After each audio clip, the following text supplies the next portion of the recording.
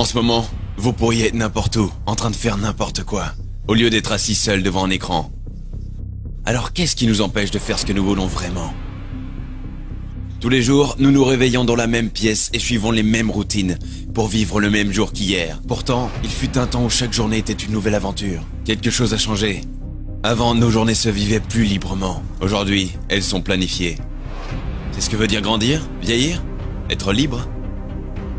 Mais sommes-nous réellement libres ? Nourriture, eau, terre. Les éléments essentiels à notre survie sont la propriété d'entreprises. Il n'y a pas de nourriture pour nous dans les arbres.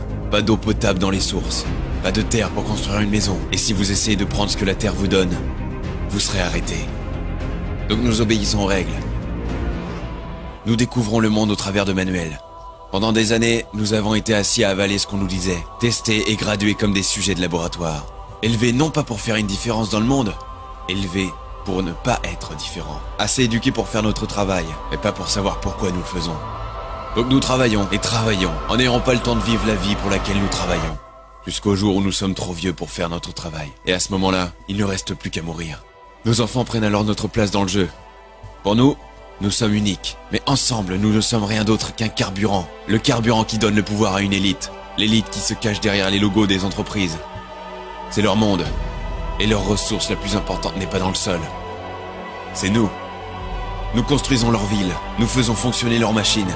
Nous nous battons dans leur guerre. Après tout, l'argent n'est pas ce qui les motive, c'est le pouvoir. L'argent est simplement l'outil qu'ils utilisent pour nous contrôler. Un morceau de papier sur lequel on dépend, pour se nourrir, se déplacer et se divertir. Ils nous donnent de l'argent, et en retour nous leur donnons le monde. Où il y avait des arbres qui purifiaient l'air, il y a maintenant des usines qui l'empoisonnent. Où il y avait de l'eau à boire, il y a maintenant des déchets toxiques puants. Où il y avait des animaux libres de leurs mouvements, il y a maintenant des usines agricoles où l'on fait naître et mourir sans fin pour notre satisfaction. Plus d'1 milliard d'humains sont affamés, tandis que nous pourrions avoir suffisamment de nourriture pour tout le monde. Où est-ce que tout ça s'en va ? 70% des céréales est donné pour engraisser les animaux que nous mangeons. Pourquoi aider la famine ? Vous ne pouvez pas profiter d'eux. Nous sommes un fléau balayant la terre, détruisant l'environnement qui nous permet de vivre. Nous voyons tout comme quelque chose à vendre, un objet à posséder. Mais qu'arrivera-t-il quand nous aurons pollué la dernière rivière, empoisonné la dernière bouffée d'air, quand il n'y aura plus de pétrole pour le camion qui nous livre la nourriture ? Quand nous réaliserons que l'argent ne peut pas être mangé, qu'il n'a pas de valeur. Nous ne détruisons pas la planète, nous détruisons la vie dessus. Tous les ans, des milliers d'espèces vivantes s'éteignent, et le temps nous entraîne vers notre propre extinction. Si vous vivez en Amérique, il y a 41% de chances que vous aurez un cancer. Les maladies cardiaques tuent un Américain sur 3. Nous nous gavons de médicaments pour traiter ces problèmes. Mais ces mêmes soins médicaux représentent la 3e cause de mort derrière le cancer et les maladies cardiaques. Nous nous faisons dire que tous les problèmes peuvent être résolus en donnant de l'argent aux scientifiques pour qu'ils découvrent de nouveaux médicaments. Mais les compagnies pharmaceutiques et les sociétés contre le cancer dépendent de notre souffrance pour faire du profit. Nous pensons que nous courons pour aider la recherche à trouver un remède. Mais en fait, nous fuyons la cause. Notre corps est le produit de ce que nous consommons. Et la nourriture que nous mangeons qui est produite dans l'unique but de générer des profits. Nous nous gavons de produits chimiques toxiques. La viande est infestée de médicaments et de maladies. Mais nous ne le voyons pas. Le petit groupe d'entreprises qui possède les médias ne le veut pas. On nous submerge de fiction qu'on nous dit être la réalité. C'est drôle de penser qu'un jour les humains ont cru que la Terre était au centre de l'univers. Mais encore aujourd'hui, nous nous considérons comme le centre de la planète. Nous regardons notre technologie et disons que nous sommes les plus intelligents. Mais est-ce que construire des ordinateurs, des voitures et des usines illustre bien notre intelligence ? Ou est-ce que cela démontre plutôt comment nous sommes devenus paresseux ? Nous portons le masque des gens civilisés. Mais quand nous l'enlevons, que sommes-nous ? Nous oublions rapidement que c'est seulement dans les derniers 100 ans que nous avons permis le droit de vote aux femmes et permis aux Noirs de vivre comme des égaux. Nous agissons comme si nous étions des êtres qui savent tout. Mais il y a bien plus d'échecs et d'inconnus que le contraire. Nous marchons dans la rue en ignorant les petites choses, les yeux qui fixent, les histoires qu'ils partagent. Nous considérons tout comme faisant partie du décor. Peut-être nous craignons de ne pas être seuls, de faire partie d'un bien plus grand tableau. Mais nous échouons à créer des liens. Nous sommes d'accord à tuer des cochons, vaches, poules, étrangers de pays étrangers. Mais pas nos voisins, notre chien, notre chat. Ceux que nous avons appris à aimer et à comprendre. Nous considérons stupides les autres créatures. Pourtant, nous les prenons aussi en exemple pour justifier notre action.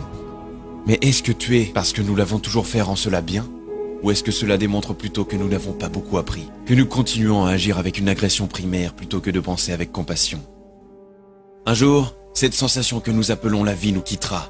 Notre corps pourrira et nos objets de valeur ne seront que des souvenirs. Les conséquences des actions que nous avons prises hier resteront. La mort nous entoure constamment, mais elle reste si distante dans notre vie de tous les jours. Nous vivons dans un monde sur le point de s'écrouler. Les guerres de demain n'auront aucun gagnant. La violence ne sera jamais la réponse. Elle détruira toute forme de solution. Si nous regardons tous nos désirs profonds, nous verrons que nos rêves ne sont pas si différents. Nous partageons un but commun, le bonheur. Nous taillons en pièces le monde à la recherche de la joie, sans jamais regarder au fond de nous. Les humains les plus heureux sont ceux qui possèdent le moins. Mais sommes-nous vraiment heureux avec nos téléphones, nos grosses maisons, nos voitures de luxe ?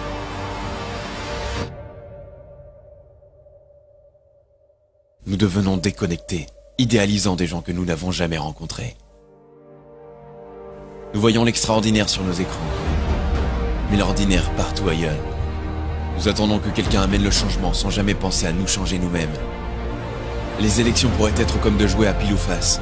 Ce sont deux côtés d'une même médaille. Nous choisissons la face que nous voulons et l'illusion d'un choix, d'un changement.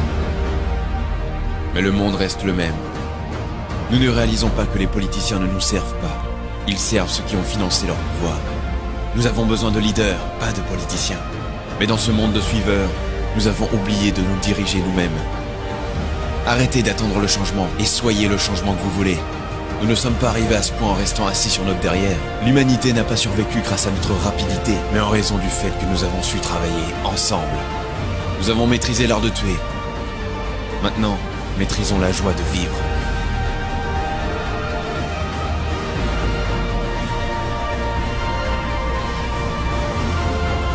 Il n'est pas question de sauver la planète. La planète restera là, que nous y soyons ou non.